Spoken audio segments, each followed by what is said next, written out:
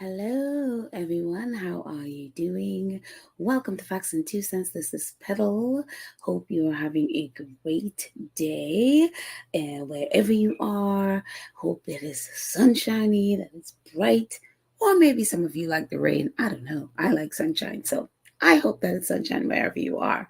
But my goodness, these three are sunshine. And I'm glad I chose the yellow and the black because it kind of represents sunshine. And I love this photo. It's one of my favorite photos of Harry, Meghan, and Mama Doria. And we remember this is from when they came to New York about a year ago. And for the event, the Miss event where Meghan was honored. And then after that, the whole drama happened with the paparazzi and all of that stuff. But that aside, I love these photos. So we don't know what our faves are doing.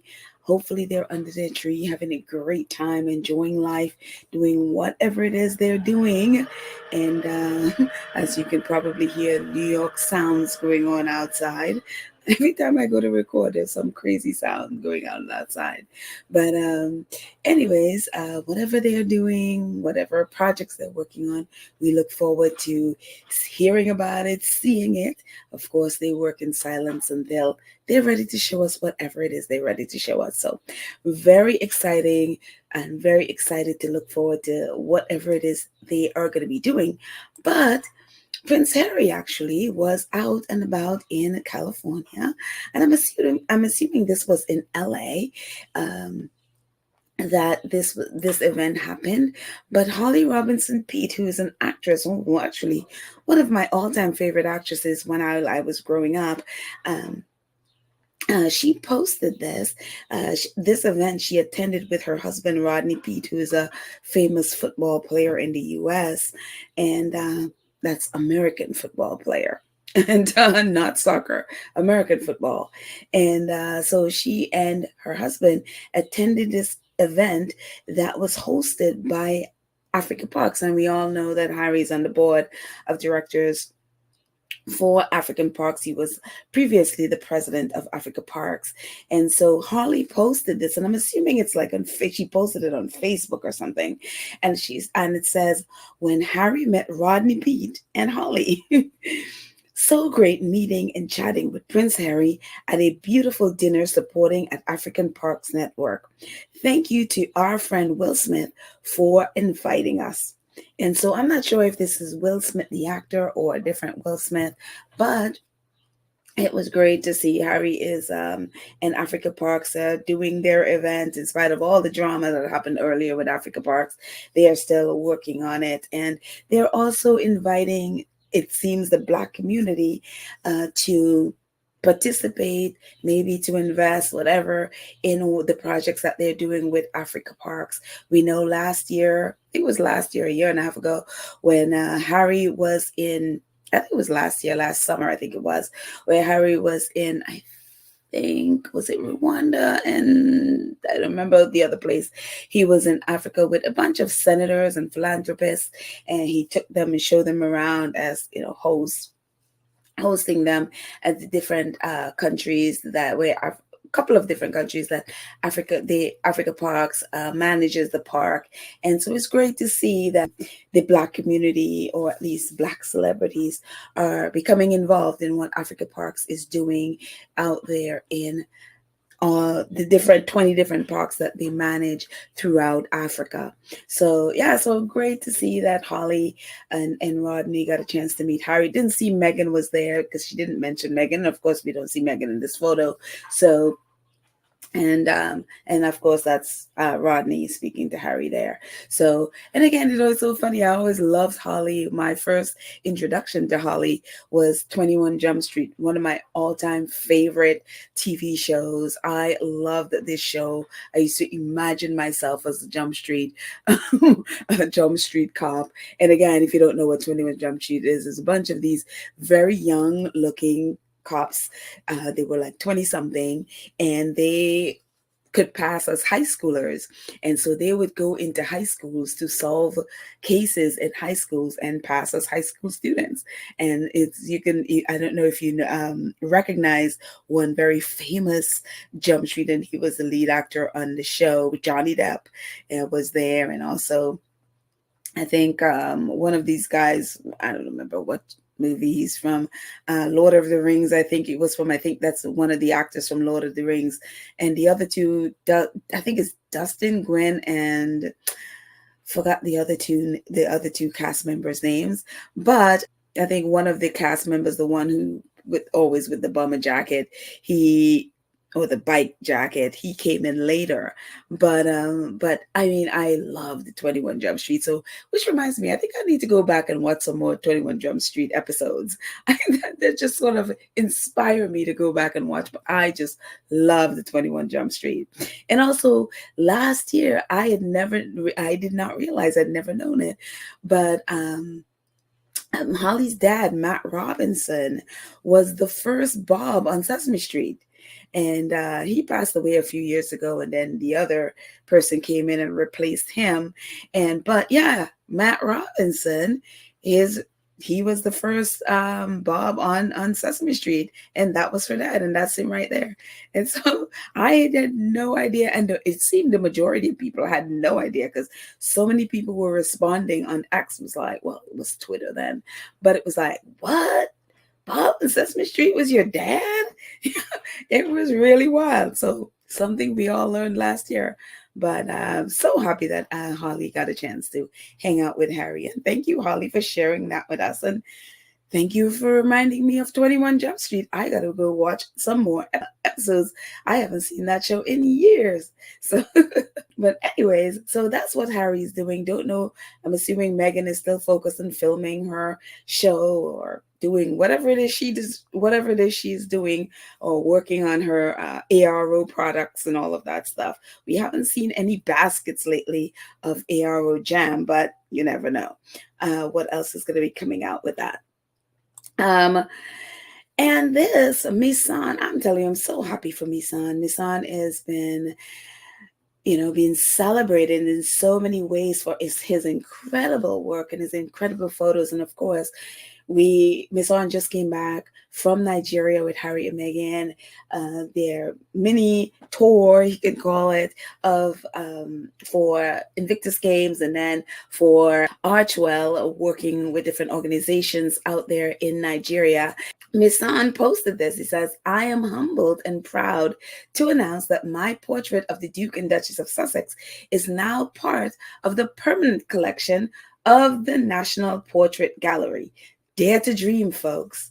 And Misan already has two other photos in the National Portrait Gallery, one with Marcus Rashford and one from the cover of British Vogue, where he did this whole photo shoot with a bunch of different celebrities and sports figures, I guess, from the UK, in honor of Black Lives Matter, surround when George Floyd, when there was all the protests because of the murder of George Floyd. And so he has two photos there already. And it's funny because he used the same photo celebrating Harry and Meghan's wedding anniversary a few weeks ago, or a couple of weeks ago, I should say, or a week and a half ago. Time's just sort of going by here. But it's so cool. And I'm so happy and excited for him. So here is he on the left, packaging it up, I guess, to send it off to the National Portrait Gallery. And of course, the British media is doing the whole big royal connection because of, obviously, Kate. As we've mentioned before, Kate is the royal patron for the National Portrait Gallery, which is very interesting, as we talked about when that whole fake photo snafu, Kate and her fake photo snafu was happening. She should have known better as the patron of the National Portrait Gallery, where it's about photography. And she was claiming that she was a amateur photographer when she really isn't. And so, but anyways, the British press is trying to do that connection, that it, basically give Kate some credit here, and with things that have nothing to do with her, other than the fact that she is patron of the Portrait Gallery and missing at the moment. We'll get back to that in a second. Anyways, it's wonderful to see Miss Anne's work. And of course, this photo was taken right before the Queen died, when Harry and Meghan were visiting the UK to do different engagements with their charities there. And this is when Meghan was speaking at the One Young World Festival. Her outfit was the all red outfit, and Miss Anne took a few photos that he has shared with us before of this event. And so this is part of that series of photos that he took at that event. And so now the National Portrait Gallery optioned it to become part of their permanent collection. And so Miss Anne posted this from the Standard. It says Harry and Meghan photo given permanent home at National Portrait Gallery, and an article from the Evening Standard. And now a bunch of different outlets have picked up the article. But with the Evening Standard, you kind of have to register to get the whole article. I just didn't want to do all that. So even though I'm not here for people, they got a soundbite from the spokespeople at the National Portrait Gallery, which is similar to, I guess, what was in the Standard.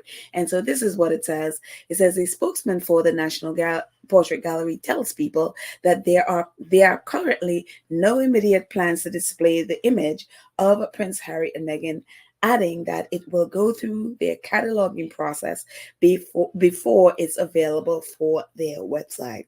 So if you're looking for this either at the National Portrait Gallery's website, or if you go to the National Portrait Gallery, it'll be a little bit before you'll see this photo, because again, as they say, it's going to go through their cataloging process.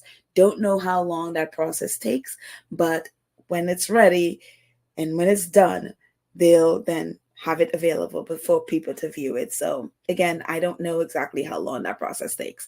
So at some point, we will see this in the National Portrait Gallery. So again, kudos to Miss Anne Harriman, who his work is phenomenal. I've shared quite a few of his photos, his black and white, and his color. I think there was like one or two color ones from the trip to Nigeria that he shared. So amazing. So I look forward to seeing a lot more of his work there. So kudos to Miss Anne. I don't know if he's getting paid. I hope he's getting paid for this. So yeah, but again, the honor of being there, I'm sure it was immense. So kudos to Miss Anne. What else is happening? Talk about Kate Middleton. I was going to move my banner here so that I can read this properly. And, since it's going across there, if you haven't subscribed to our channel, please go ahead and do that. And click the notification bell so you know when we drop a video. And please like and share the video.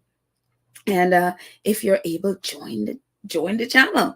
That would be amazing as well. And I am going to go ahead and move my brand name there so I can read this.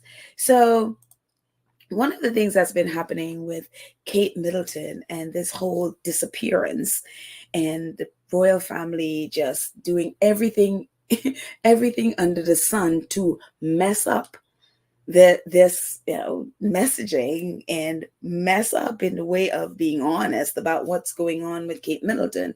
It's been quite a sight to see, including that whole, as I mentioned, photo snafu and AI video with all of this nonsense that's been going on, and fake video of her in the farmer's market.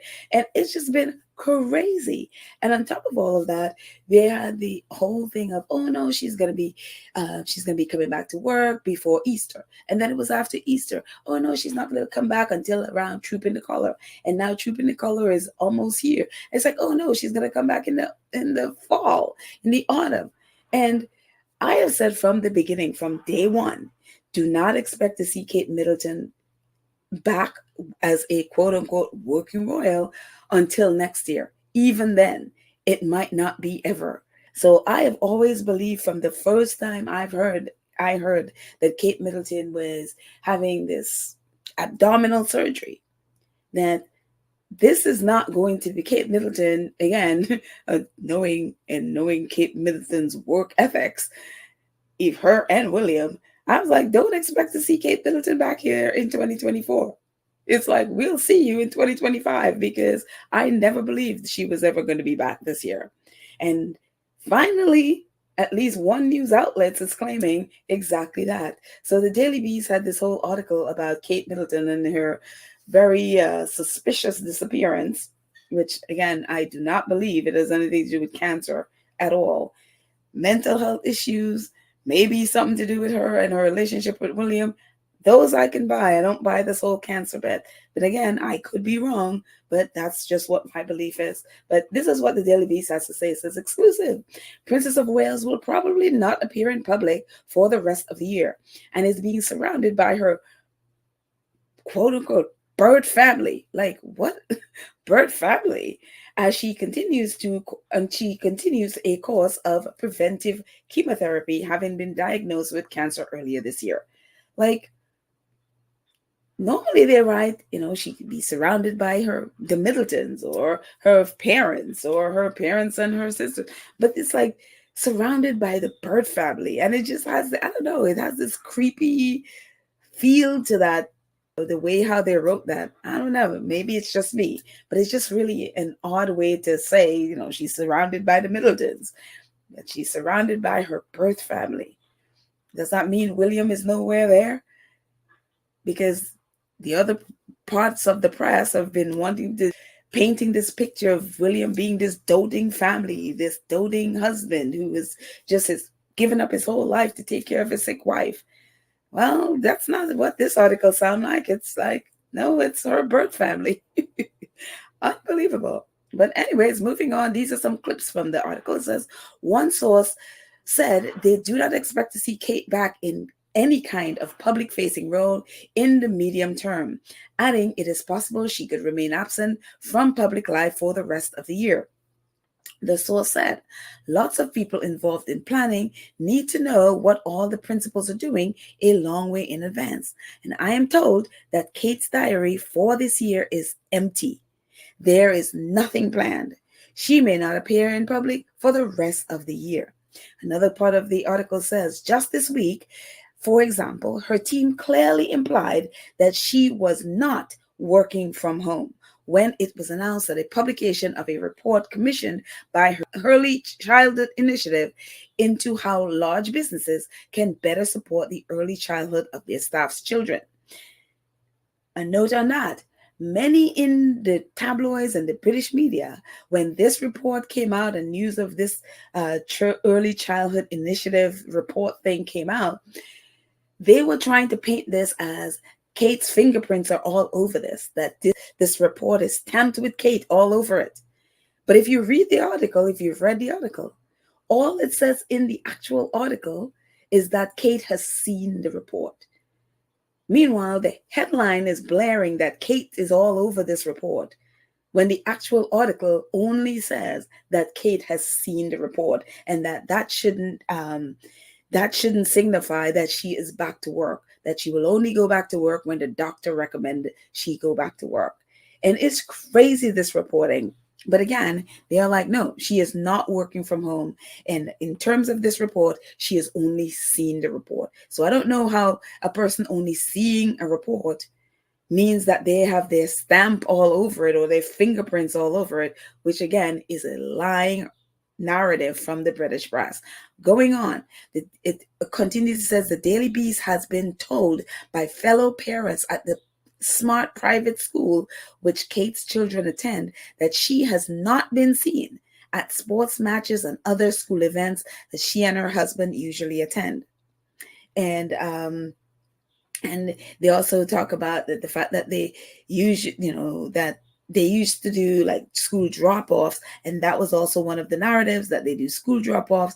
The article goes on to says there has been rumors that she has done drop-offs, but I haven't seen her since the video.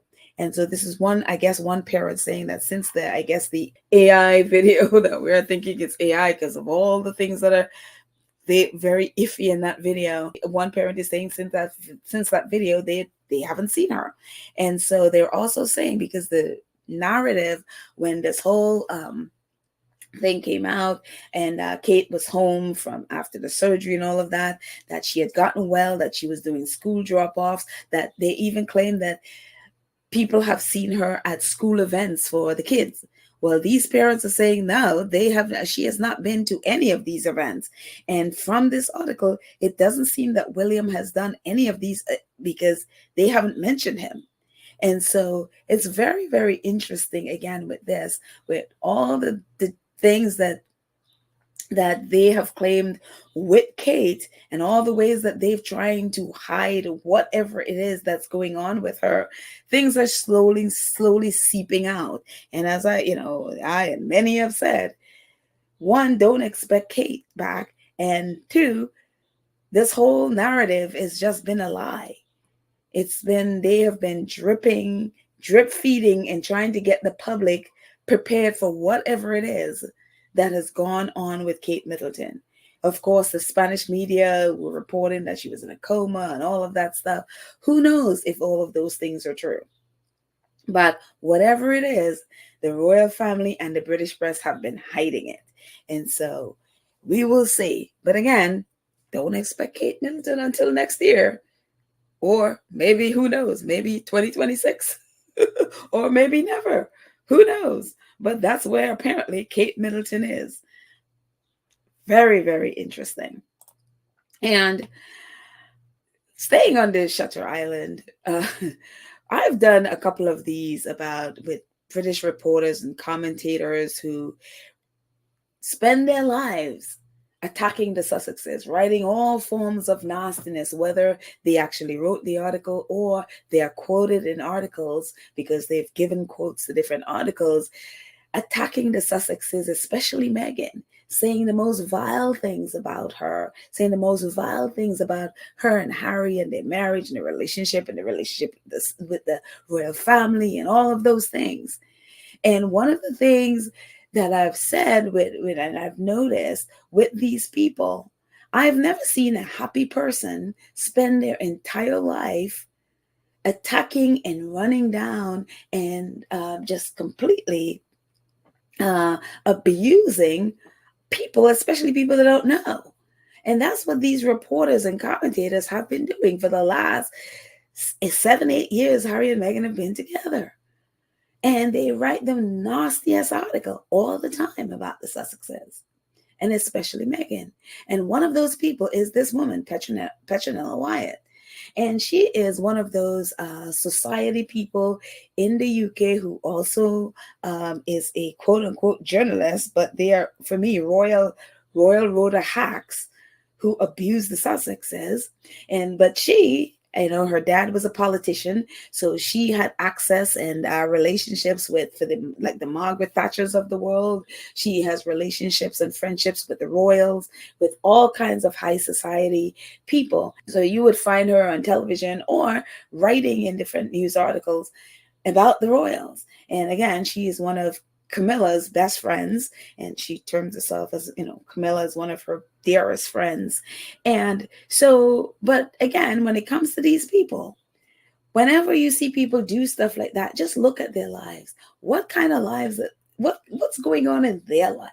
Because 99.9% of the time, they are living miserable lives. And as we've covered here, whether it's the Angela Levins of the world or the Camilla Tominey or the, whomever else that we've covered, that guy from GB News that was the last person I covered with the same mess, is that in these people's lives, they are depressed and they are unhappy, they are miserable, and they are spewing their unhappiness on other people. It's like, I am miserable, so let me spew my misery on other people.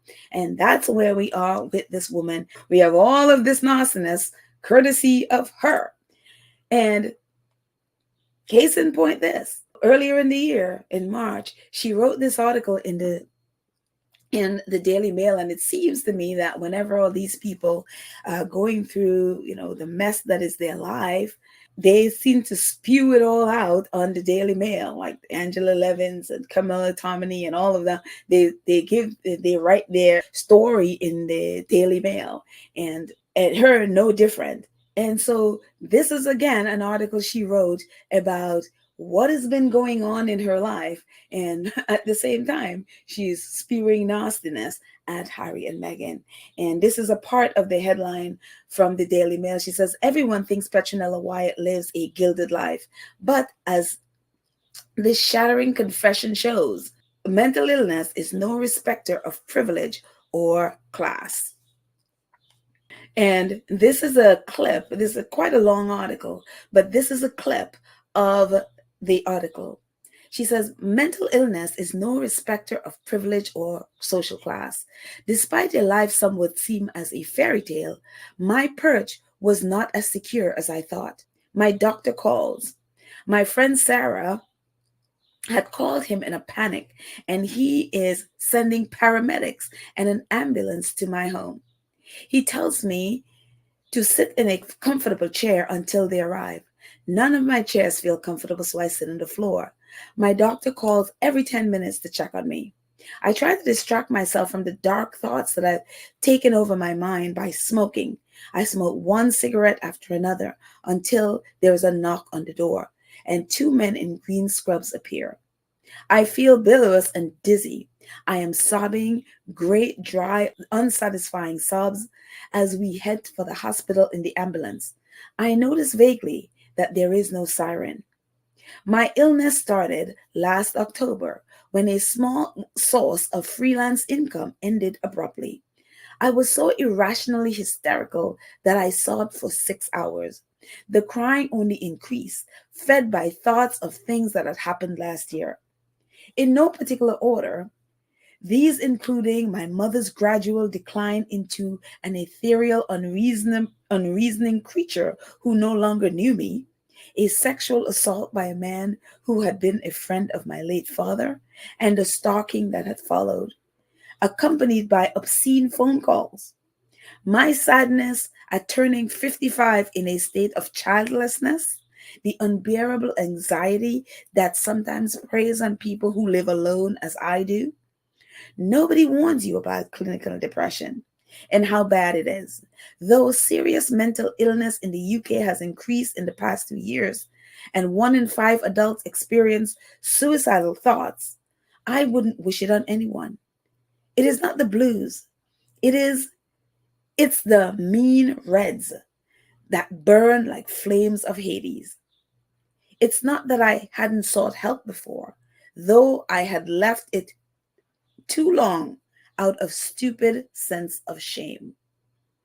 And she goes into this article, this long article, about just how deep her depression became after she lost this job, maybe one of her, reporting jobs or whatever, I'm assuming. How deep into depression she went, how she planned out in her mind, trying to figure out different ways to end her life. And just the clarity of it, just sitting there deciding and trying to figure out different ways that she can just off herself. And it's incredible to read this article from this woman.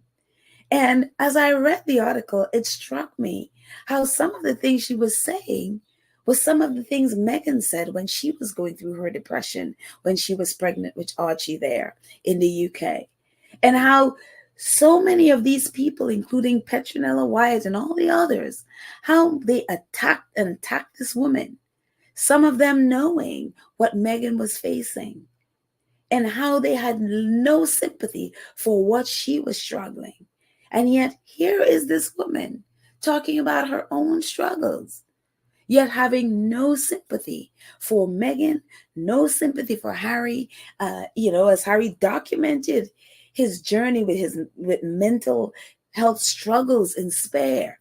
One of her comments about reading Spare was that it was the most dreadful or the most, I forgot the word she used, book she's ever read. Meanwhile, in Spare is a book about overcoming grief, overcoming the loss of a mother, overcoming mental health, battling through mental health struggles. So many of these things that could have helped Petronella. And instead of allowing what Harry said and taking it in and, what he's writing about his own struggles, she and others completely trashed him and accused him of trying to destroy his family and all of this nonsense. Meanwhile, at the same time, she is going through all of this struggle herself. And she had no sympathy for these two people who were struggling in the same way. And yet here she is laying out her entire battle with mental health struggles. And what does she expect? She expects sympathy, the sympathy that she did not afford Harry and Meghan when they were battling theirs. And it's the same pattern we talked about Angela Levin, the same thing. The same struggle. She claimed that her parents were so abusive and all of those things. The same thing. Even though she experienced all of that, had no sympathy. When Harry is talking about his, she laid out her whole history of her childhood and abuse by her mom in the Daily Mail. But yet when Harry wrote his and spoke about his, had no sympathy for him. And as you see the same pattern, Camilla Tominey laid out her whole history with alcohol abuse, her mother's alcohol abuse, and which subsequently took her life. Laid it all out in the Daily Mail and other publications and in interviews, she talked about it. Yet when Harry laid it his out, had no sympathy and proceeded to trash him and trash Meghan for talking about their mental health issues and their struggles with depression. And you see this pattern over and over and over. We talked about the guy who had the alcohol problem on GB News. All this time, he's on that show trashing Harry and Meghan. He is abusing alcohol to the point where he almost even lost his job, lost his home, lost his relationship with his girlfriend and all of this stuff. And had no sympathy for Harry and Meghan as they spoke about their struggles. And as you see this same pattern over and over again, these people have horrendous lives, yet instead of focusing on their life and focusing on being a better person and focusing on getting well so they can be better people, instead they dump all of their frustrations and all of their pain and all of their anger and all of their depression and all of that on two people that they don't know.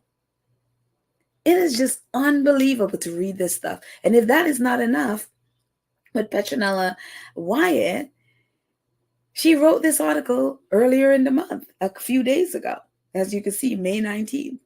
I am single, childless, and alone. Feminism has failed me and my generation, writes Petronella Wyatt. And this is just a couple of clips from this long article she wrote about how feminism was basically drilled into her and forced into her. And now, because of it, because of her life of, I am woman's, hear me roar, she is now, as she says, single, childless, and alone.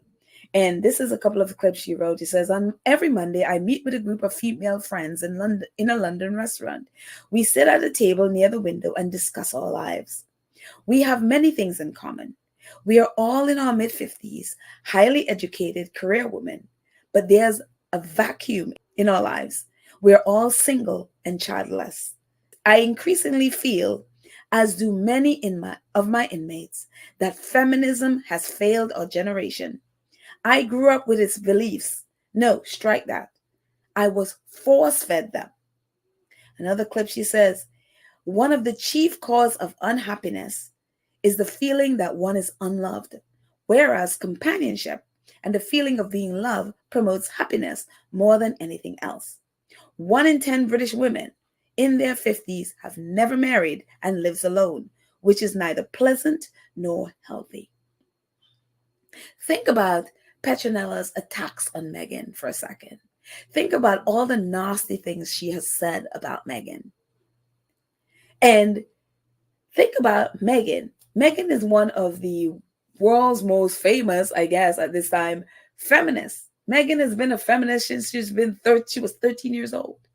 And she is an out there feminist. She is boldly proclaim her feminism. But with her feminism, Meghan has every single thing that Petronella Ellis desires.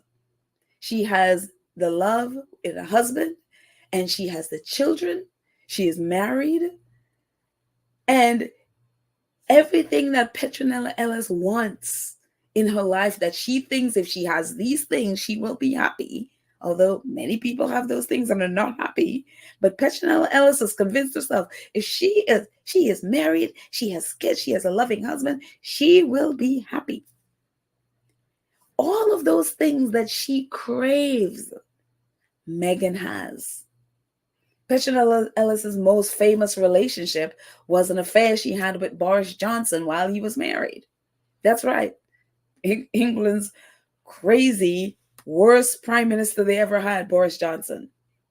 That's her claim, one of her claim to fame. And so now that she's single, childless, and alone, one can understand why she is writing and spewing all that hate at Meghan, because Meghan embodies everything that she wants and cannot have and does not have in her life. So leading all to her depression. And when you hear her and you see others spew these hate at Meghan, is because, as she says and her friend says, there is this void in their lives. They are unhappy, they are unloved, and they have no one to share it with. And on top of that, they live alone. And all of those things Meghan has, including being ridiculously wealthy and world famous, all of the things Petronella Ellis wants in her life, Meghan has and represents. And she can't have it. And so again, when you see these people spewing their hate, their anger, and a lot of it is because it's what's going on in their life. It has nothing to do with anything Meghan has done or said. Meghan is just living her life. And these people, she lives basically rent-free in their heads. And she lives in their heads because she represents all the things they cannot have. And because they cannot have it, they lash out at her. She's a bad person because they can't have what they want in their life. It's unbelievable. And so add Petronella Wyatt to one of these people. And again, both of these articles, as you can see, are in the Daily Mail. I guess them to spew her stuff out on the Daily Mail. But yeah, she's a sad person, and I don't wish anything bad on her, in spite of the nastiness she spewed at Meghan and Harry.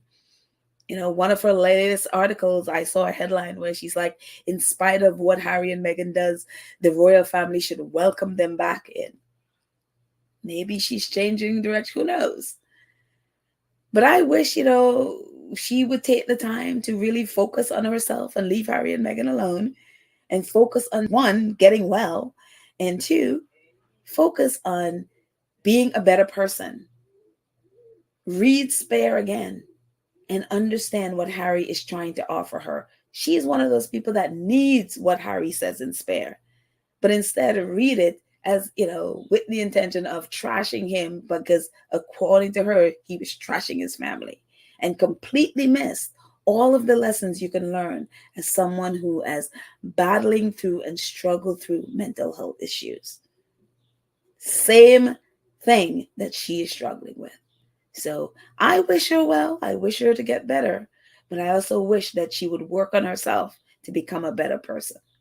Anyways, moving on from Petronella Wyatt. And again, it's kind of like, all of these people who have attacked Harry and Meghan, karma has descended on the UK. And it's exposing all of the mess in their lives. Case in point, another person that karma has been sitting on for a while has been Eamon Holmes. And here are some of the articles, the nasties from Eamon Holmes attacking, especially Meghan. We first introduction to Eamon Holmes and his nastiness was when he called Meghan uppity, and then claimed to apologize, and then went on his radio show, and blasted Meghan, and claimed that no, he's learned nothing from the furor that was created when he called her uppity, while claiming he didn't know what uppity meant. He didn't know that, it was derogatory and all of that stuff. Eamon is from a certain age. The reason why he used that word is exactly he knows what it meant. He knew what it meant. But he has gone on to say some of the nastiest thing about Meghan. including Meghan and Harry, and including one time when he was hoping someone threw them off the, I think it was the Buckingham Palace balcony. And since all of that's been happening, there's been a lot of stuff. Karma has just taken over with him, where you saw him, he was trying to claim that he didn't owe taxes on money that he was paid because he was freelance. And I guess the internal revenue, I mean, in the US it's called internal revenue, or the tax people is like, oh, no, you owe all of these thousands in tax, and he had to pay that. And then for a while there, he was in a wheelchair because something happened to his back.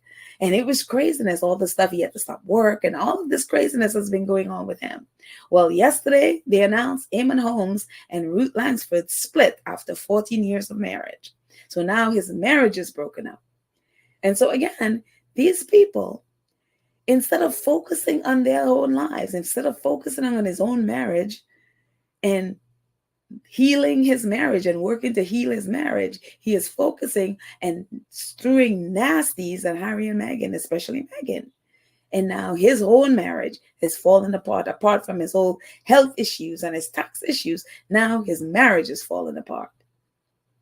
And again, when you see these people doing all this nasty stuff, is because their own lives are a disaster. I would not be surprised if the likes of, what is that crazy one with the wig on GMB, the wig and the makeup, Nana, I wouldn't be surprised if her life is also a mess. Because again, I have never seen a happy person do the things that they're doing. You do that sort of things when your own life is a disaster and you're trying to not think and not deal with your own life. You focus on other people's lives and destroying other people's lives because your own life is a mess. And it's that misery love company thing. So again, instead of focusing on his life and focusing on his marriage, he has spent his time throwing nastiness at Harry and Meghan. And karma again has taken over and taken his marriage. So, and there's going to be more. So the more, as I find these people, I'll come on here and talk about it. But it's one of these things where you see that over and over and over with members of the British press. So anyways, Karma, you are amazing. Thank you for exposing this mess. So hopefully now they'll go back to focusing on their lives and leaving Harry and Meghan alone and focus on their lives to become better people. So anyway, that's it. Thank you guys for watching. Thank you to our awesome moderators, Lydia Church, Nelly, Karen M, Cookies and Cream. You are amazing. Thank you for keeping this space nice and safe and from all the trolls that can take over. Thank you so much. And thank you so much to our awesome 2 cents crew who support the channel on a monthly basis. And to those of you who support in the chat, whether it's super stickers or donation or super thanks, and those of you who support via PayPal or Cash App, thank you all so much for your support. Thank you, thank you, thank you, thank you. And anyway, I shall chat with you next time. Have a fantastic day. Bye. Thank you.